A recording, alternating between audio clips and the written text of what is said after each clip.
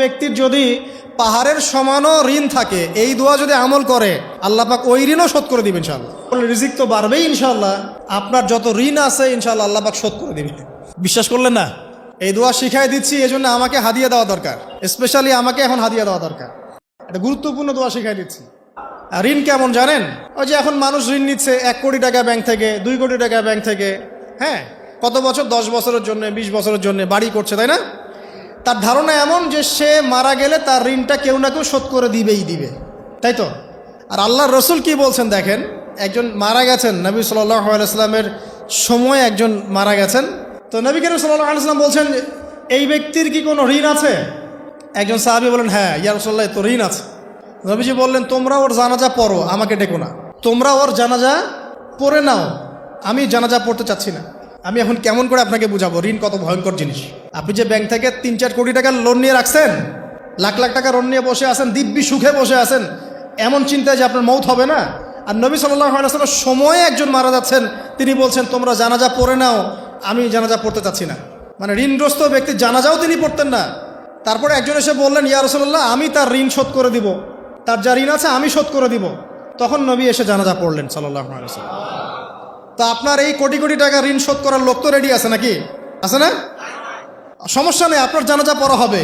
কারণ হুজুরকে আপনি 5,000 টাকা দিবেন, হুজুর জানাজা পড়াই দিবে, কোনো সমস্যা নেই। তারপরে আপনার মিলাদও হবে, আপনার একটা বড়সড় দোয়াও হবে ইনশাআল্লাহ। কিন্তু আল্লাহ পাক বলেছেন যে শহীদ, আল্লাহর পথে যুদ্ধ করে শহীদ হয়েছে, এই ব্যক্তির আত্মাও ঝুলে থাকে যতক্ষণ পর্যন্ত না তার ঋণটা শোধ করা হয়। এবার বলেন আমি কি বুঝাবো আপনাকে? আর কিছু বলতে হবে? তো এখন সেই দোয়া শিখাচ্ছি আপনাদেরকে, যে দোয়া শিখলে আপনারা ঋণ থেকে বাঁচবেন ইনশাআল্লাহ। কত দিবেন বলেন? হ্যাঁ, এই তো শুকরিয়া। দোয়া করবেন যেন আল্লাহ পাকের দিনটাকে আল্লাহর জমিনে প্রতিষ্ঠা করতে পারি।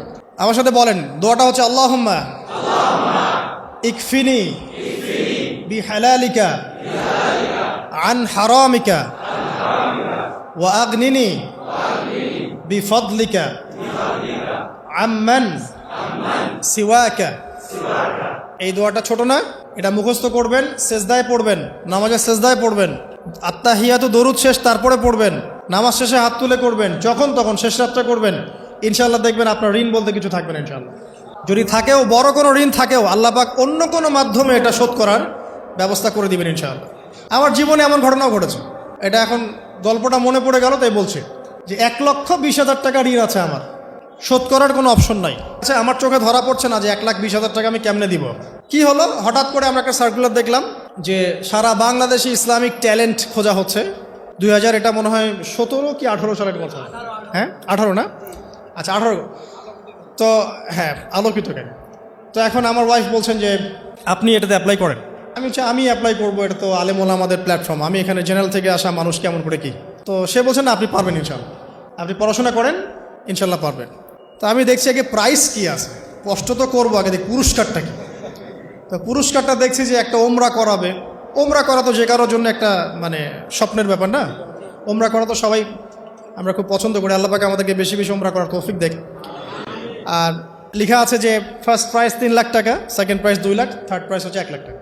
আচ্ছা ঠিক আছে। তারপর টানা 4 কি 5 মাস দৈনিক 10 থেকে 12 ঘন্টা করে পড়েছে।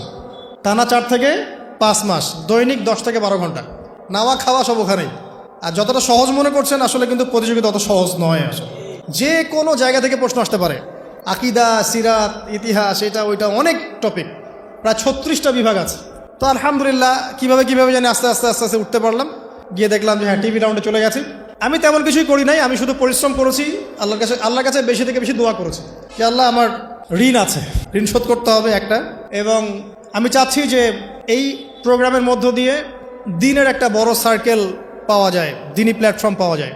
তো আলহামদুলিল্লাহ আল্লাহ পাকের ইচ্ছায় সেখানে একটা ভালো রেজাল্ট হলো এবং সেখানে ওমরাও করা হলো আলহামদুলিল্লাহ। এবং ক্যাশ তারা খুব তাড়াতাড়ি দিয়ে দিয়েছে।